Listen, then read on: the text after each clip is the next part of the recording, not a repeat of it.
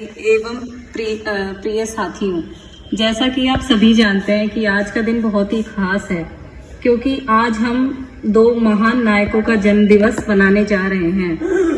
आज हम महात्मा गांधी जी एवं लाल बहादुर शास्त्री जी का जन्म दिवस मनाने जा रहे हैं। तो मैं प्रधानाचार्य जी एवं सभी शिक्षक साथी को आमंत्रित करना चाहूंगी पुष्पांजलि के लिए।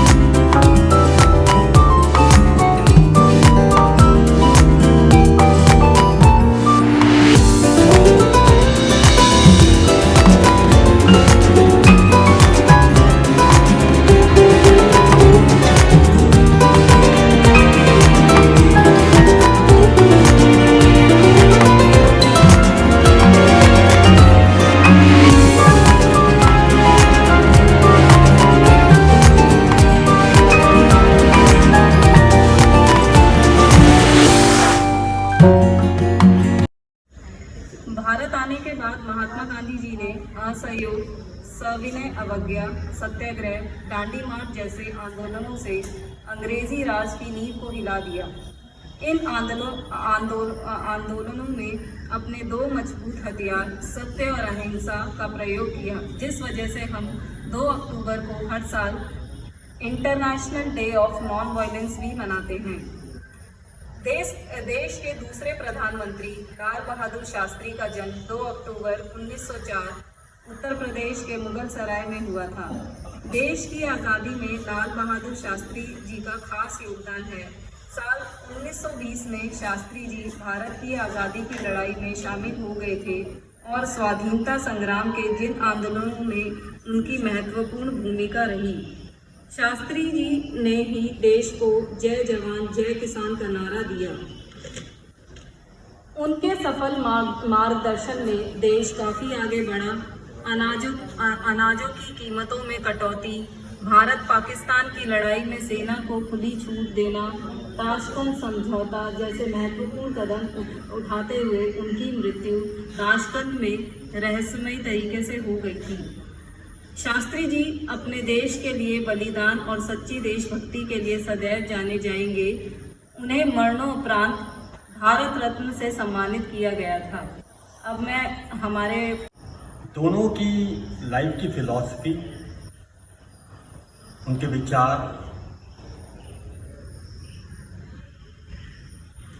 देखिए बहुत कुछ सीखने को मिला है, स्पेशली मुझे। गांधी जी कहते थे non violence is a weapon of the strong. आप खुद देखिए कि जो गांधी जी हैं, जितने भी हमारे 500 का नोट है, 10 का नोट है, 20 का नोट है, 2000 का नोट है, सब में गांधी जी का पिक्चर है, तस्वीर हर जगह मिलेगी उनको। उनको फादर ऑफ द नेशन भी कहा गया है। कुछ ना कुछ तो उनमें कुछ खासियत इम्पोर्टेंस होगी जिसकी वजह से हम उन्हें कहते हैं कि हाँ भाई गांधी जी ने ये किया वो किया कर।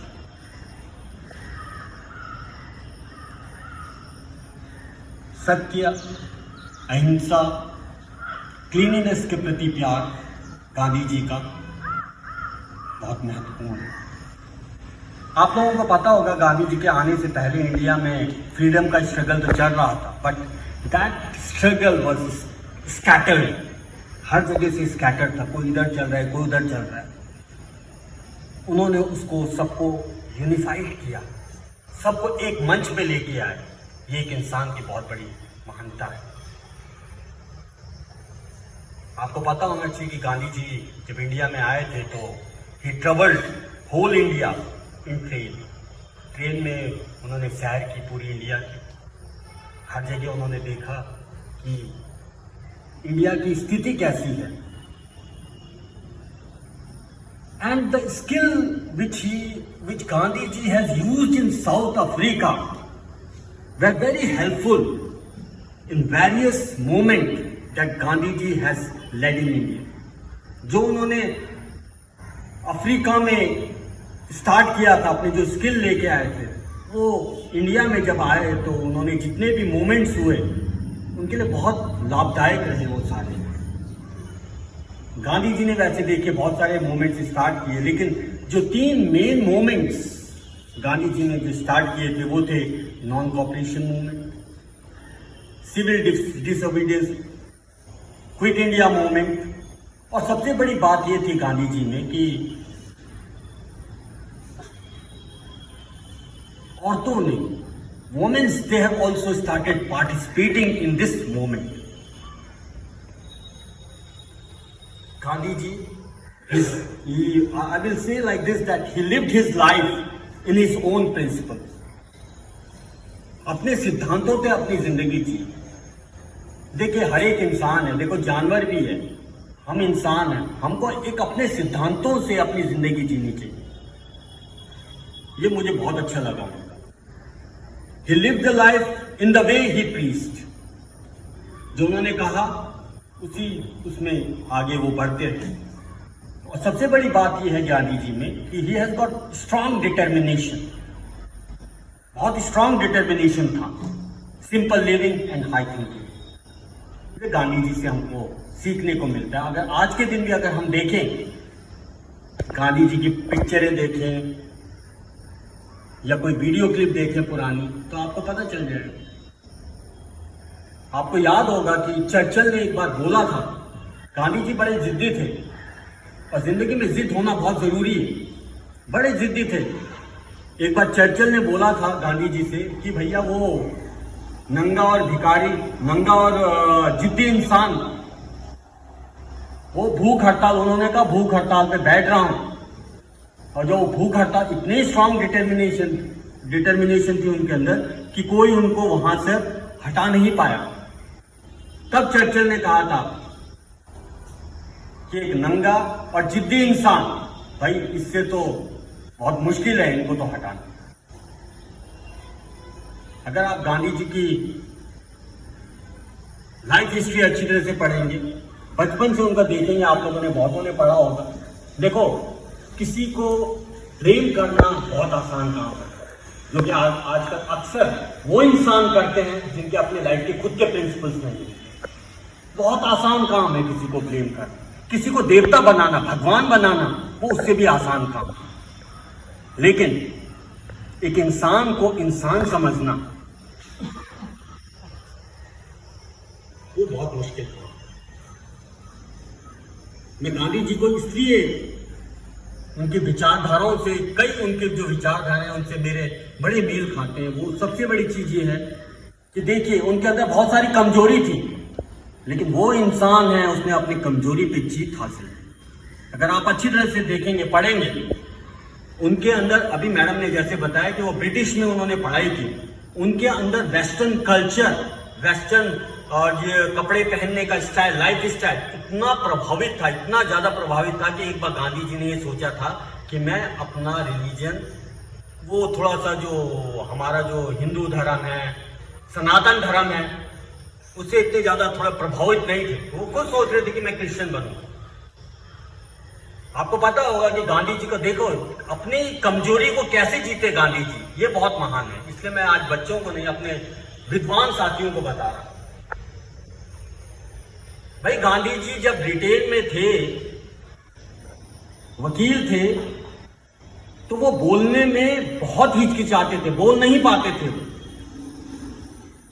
बहुत डरते थे बोलने में।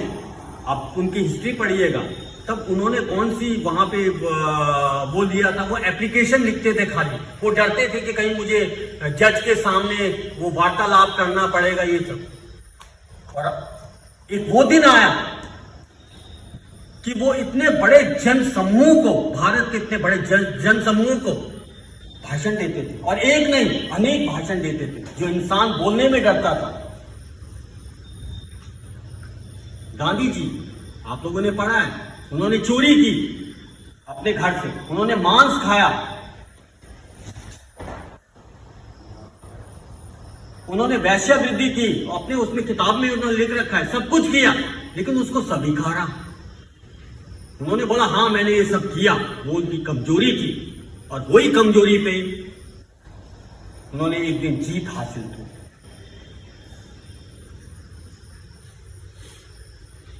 और ऐसी जीत हासिल की कि वो एक ट्रूथफुल, नॉन वायलेंस, आज के दिन भी खाली हमारा देश नहीं पूरा विश्व उनको मानता। गांधी जी की बहुत सारी अच्छाइयां भी कभी हम अच्छी तरह से देखेंगे, और सबसे बड़ी अच्छाई जो मुझे अपने पर्सनल लगती है कि उन्होंने अपनी कमजोरियों पे, अपने दोषों पे जीत हासिल की। वो देखिए, एक नौजवान इंसान जब होता है तो हर एक नौजवान इंसान वो ही करता है जो उसको करना चाहिए। मदिरा भी पिएगा, चोरी भी कर सकता है, कुछ भी कर सकता है वो, लेकिन उन सब चीजों पे, अपनी कमजोरियों पे अपने लाइफ के प्रिंसिपल्स बनाए, उन पे जीत हासिल की। और एक वो समय आया कि उन्होंने इतना बड़ा जन समूह ब्रिटिशर्स के सामने खड़ा कर दिया। वही गांधी जी थे जो कि ब्रिटिशर्स के इतने फॉलोअर थे कि उनके कल्चर को, उनके स्टाइल को फॉलो करना चाहते थे, अपना रिलीजन चेंज करना चाहते थे। और जब वो अंत में मरे, तब भी उनके मुंह में 2 शब्द थे, हे राम। तो ये भी एक इंसान की बहुत बड़ी महानता है। लाल बहादुर शास्त्री जी आप बहुत अच्छे से जानते हैं, वो पहले ऐसे हमारे प्रधानमंत्री बने जिन्होंने एक नारा दिया, जय जवान जय किसान। वो पहले ऐसे इंसान हैं जिनको कि भारत रत्न मिला, जहां तक मेरी नॉलेज जाती है, ठीक है ना, कि वो शायद पहले इंसान, मतलब पहले हमारे प्रधानमंत्री थे जिनको कि भारत रत्न मिला। उनका कंट्रीब्यूशन देखिए, कितना स्ट्रगल किया लाइफ में उन्होंने। आप तो बच्चों को पढ़ाते ही हैं, नदी पार करते थे, अपने कपड़ा स्कूल का वो पीछे रखते थे, कितना बहुत संघर्ष किया। किसानों को, जवानों को आगे ले गया, देश के विकास के बारे में उन्होंने सोचा। और उनका परिवार कौन से परिवार से आए थे? बहुत एक साधारण परिवार से आए थे। तो इसीलिए हम लोगों को अपने लाइफ में कुछ प्रिंसिपल्स बनाने बहुत जरूरी हैं, और जब तक हम वो प्रिंसिपल्स लाइफ में नहीं बनाएंगे अपने ओन, कि नहीं मैं ये नहीं करूंगा, मैं ये करूंगा, तब तक हम एक खाली इंसान की तरह है ना, खाली थोड़ा थोड़ा करके रेंगते रहेंगे, वो नहीं है भाई। तो इसलिए हम लोगों को आज का दिन याद करना चाहिए, गांधी जी की विचारधाराओं को याद करना चाहिए, शास्त्री जी के विचारधाराओं को याद करना चाहिए, उनके लाइफ के क्या प्रिंसिपल्स थे उनको हमको अपने अंदर इम्बाइब करना चाहिए। कुछ तो कम से कम, अगर उनके 10 अच्छे विचारधाराएं हैं, उनमें से 1-2 विचारधाराएं तो हमको रखनी चाहिए। जैसे क्लीनिनेस, गांधी जी का जो आश्रम था वहां पे देखो हर एक इंसान खुद सफाई करता था।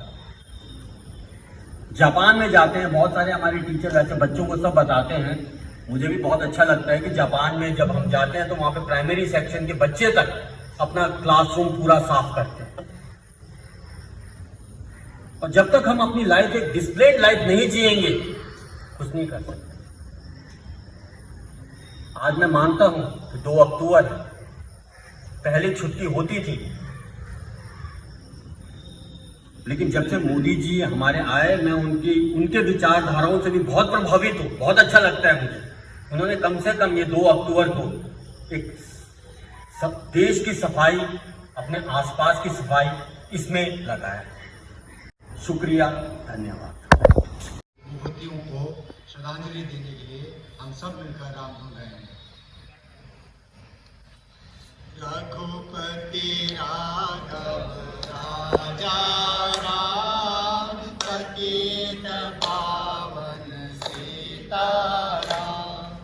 रघुपति राघव राजा राम, पतित पावन सीताराम।